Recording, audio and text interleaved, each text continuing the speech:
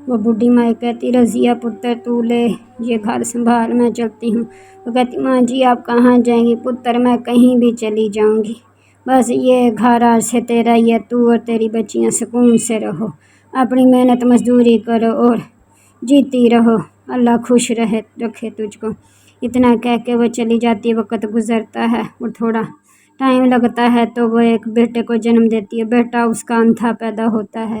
वो कहती है, अल्लाह पाक हर तरफ से मेरे लिए परेशानी है, अगर मुझे बेटा दिया आपने वो भी आपने अंधा दे दिया, क्या करूं मैं।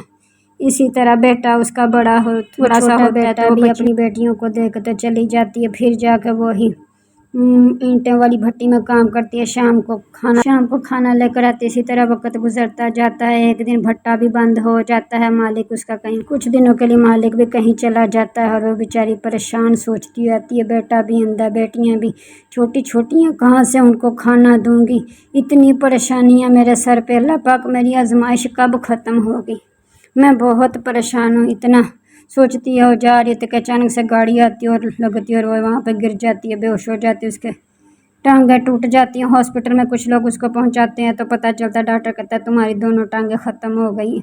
वो बेचारी इतना रोती है कि हर तरफ से मेरे लिए तंगी तंगी तंगी ज़िंदगी की। घर आ जाती, तीनों बेटियां कहती हैं, माँ तू बैठ हम जाती हैं। वो बेचारियां तीनों घर से बाहर निकलती हैं, जगह जगह से कूड़ा उठाती हैं, गत्ते और बोतलें, और वो बेचारी बेचती हैं जाके, और शाम को अपनी माँ के लिए खाना लेकर आ जाती हैं। कहती हैं चलो अब हम खाना बना लें। माँ तो परेशान ना होना, हम हैं ना तीनों, हम तुझे संभाल लेंगी।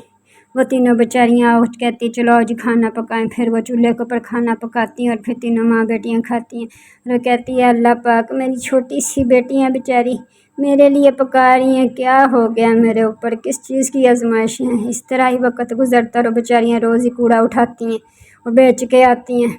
एक दिन कचरे वाली गाड़ी आ जाती है, वहाँ से भागी भागी आ जाती हैं, माँ को आकर सारी बात बताती है। उस रात वो बेचारी भूखी सो जाती हैं और माँ बेचारी कलपती रहती है, रोती रहती है रात के आखिरी पहर में, और फिर वहीं पर ही कहीं उसकी आंख लग जाती है। रात के आखिरी पहर बातें करते करते अल्लाह ताला से उसकी आंख लग जाती है और वो सो जाती है। ख्वाब में देखती है कि वो ये आसमानों के ऊपर उड़ रही है और बड़ी अच्छी सी जगह पर पहुंची हुई है, बड़े सारे लोग वहाँ पर इकट्ठे हैं और सारे अपने दुआ शुआ कर वहाँ से ही वो आसमानों पर जाती है और एकदम से बड़ी सारी परी आ जाती है और परी उसको कहती है, तुम परेशान नहीं होना, सारा वक्त कट जाता है, अल्लाह ताला की आजमाइश थी, वो तुझे आजमा रहा था, तुम अपनी आजमाइश में बिल्कुल ठीक उतरी हो पुत्र, तुम्हें टेंशन लेने की ज़रूरत नहीं है।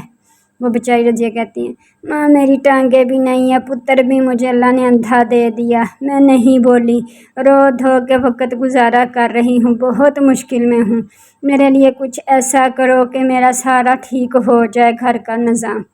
वो कहती, परेशान ना हो, ये मैं तुम्हें देती हूँ चूड़ी, ये चूड़ी पहन ले और जब तेरी आँख खुलेगी देखना सब कुछ ठीक हुआ होगा। किस वजह से दिल को हल्का कर रही है देखना ज़रा। वो ये चूड़ी, अल्लाह ताला कभी बंदे को बहुत आजमाता है, किस लिए परेशान होती हो, हर तरह की आजमाइश हो जाती है। इसका मतलब ये थोड़ी होता है कि हम ज़िंदगी छोड़ दें, ये चूड़ी लो और चली जाओ। उसकी आंख खुलती है, चूड़ी लेके घर देखती है, एकदम से उसकी कोठी जो होती है मिट्टी की बनी हुई वो एकदम से सीमट में बदल जाती है और उसका किचन राशन से भर जाता है। बेटियां आती हैं, उसकी कहती, माँ ये क्या हो गया, हमारा भाई भी ठीक हो गया, तुम्हारी टांगें भी ठीक हो गई, हमारे तो हालात अच्छे हो गए हैं। माँ कहती, बेटा सारा अल्लाह ताला की तरफ से है, जितनी तुम्हारी माँ रोती थी ना, अल्लाह ताला ने हमारी आजमाइश ख़त्म कर दी है, बस अल्लाह ताला से दुआ करो इसी तरह ही तुम जल्दी से बड़ी हो जाओ, तुम्हारे बड़े होने तक सारे काम सेट हो जाए, फिर तुम लोग की शादियाँ करके मैं सकूँ, बस खुश खुश रहा करो, बुरे दिन ख़त्म हो गए हैं।